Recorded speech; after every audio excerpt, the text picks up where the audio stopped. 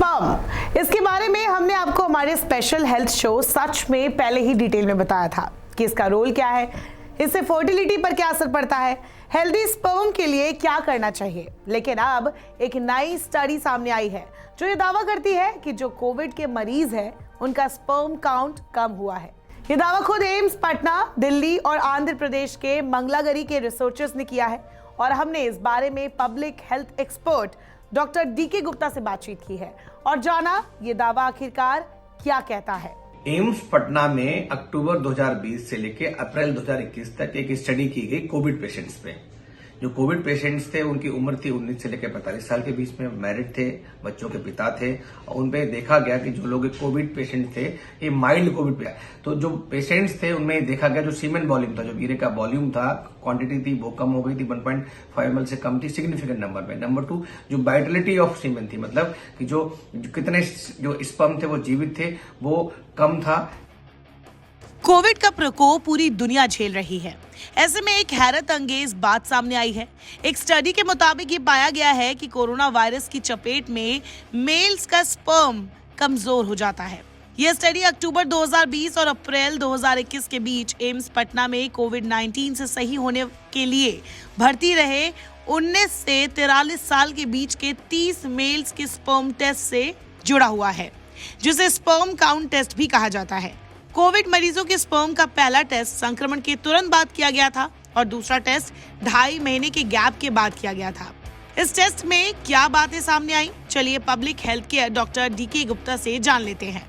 Heart को करना है, ब्रेन है, लिवर है, किडनी है, मल्टी ऑर्गन डिसफंक्शन करना, और जो तरीका है इसमें कोई ACE2 रिसेप्टर्स होते हैं उनके थ्रू ये वायरस चिपकता है और वहां जाके अंदर कोशिकाओं के अंदर घुस के वहां रेप्लिकेट करता है और इन्फेक्शन और बहुत सारे जो कॉम्प्लिकेशन वो पैदा करता है। तो ये जो देखा गया है, जो इसका टेस्टिकुलर इन्फेक्शन था, जो टेस्टिस के अंदर जब वायरस जाता है तो वहां जाके स्पर्म में या जो सीमन एनालिसिस की गई उनमें क्या इसने रिजल्ट क्रिएट किए वो इस स्टडी में बताया गया। ये बताती है कि जो लोग कोविड से इन्फेक्टेड थे, जिनको माइल्ड भी इन्फेक्शन था, उन लोगों के अंदर स्पर्म काउंट्स कम हो गई थी, स्पर्म की मॉर्फोलॉजी एबनॉर्मल हो गई थी, उसकी विस्कोसिटी बढ़ गई थी, स्पर्म की कंसंट्रेशन कम हो गई थी, जो वाइटल जो स्पर्म होते हैं उनकी संख्या कम हो गई थी, जो इन्फेक्शन का मार्कर्स था, जो ल्यूकोसाइट जिसको बोलते हैं वो बढ़ गया था।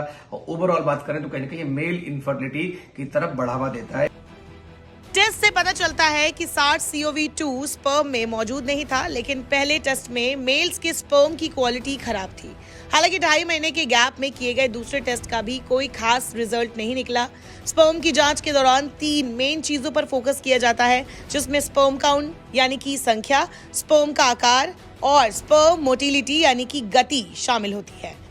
Curious journal of medical science में छपे आर्टिकल के मुताबिक पता चलता है कि पहले स्पर्म के टेस्ट के दौरान 30 में से 12 यानी कि 40% मेल्स में स्पर्म काउंट कम थी, यानी कि प्रति इजैक्यूलेशन 39 मिलियन से कम। वही 2.5 महीने के बाद भी टेस्ट से पता चला 3 यानी कि 10% मेल्स में स्पर्म की संख्या कम थी।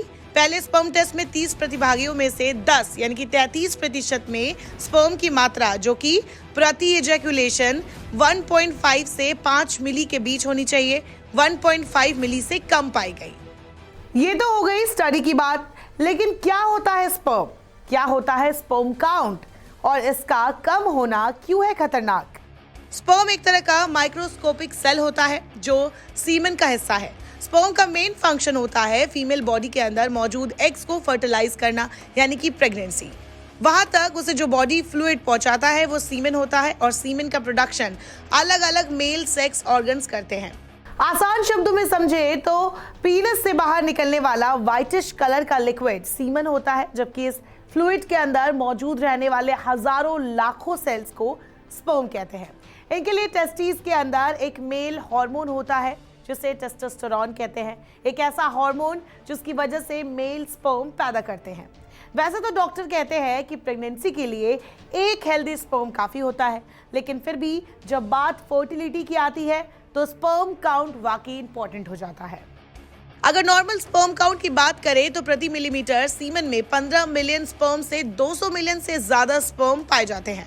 इजैकुलेशन के समय अगर 39 मिलियन स्पर्म अंदर गए हैं तो इस संख्या को कम माना जाएगा। कम स्पर्म की संख्या को ओलिगोस्पर्मिया कहा जाता है। वहीं जब बिल्कुल भी स्पर्म ना बन पाए तो उसे एजोस्पर्मिया कहा जाता है।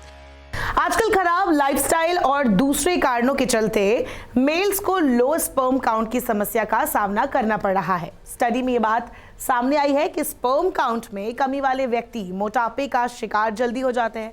साथ ही ऐसे व्यक्तियों को हाई ब्लड प्रेशर की समस्या भी हो सकती है। स्पर्म काउंट में कमी से कुछ बीमारियों के होने की संभावना बढ़ जाती है, जैसे high frequency metabolic syndrome, diabetes और हार्ट से संबंधित समस्याएं। टेस्ट के बाद अगर स्पर्म काउंट कम निकलता है तो डॉक्टर टेस्टोस्टेरोन लेवल, लाइफस्टाइल और ओवरऑल हेल्थ की जांच की सलाह दे सकता है। इसीलिए जो स्टडी एम्स पटना ने की है वो इंपॉर्टेंट हो जाती है, क्योंकि ये सीधे मेल इनफर्टिलिटी से जुड़ा हुआ है। नमस्कार, मैं हूं मानक गुप्ता। अगर आपको हमारा ये वीडियो पसंद आया हो तो इसे लाइक और शेयर जरूर करें, और हां, हमें सब्सक्राइब और फॉलो करना ना भूलें ताकि आप देश और दुनिया की कोई खबर मिस ना करें। तो जुड़े रहिए हमारे साथ और देखते रहिए न्यूज़ 24।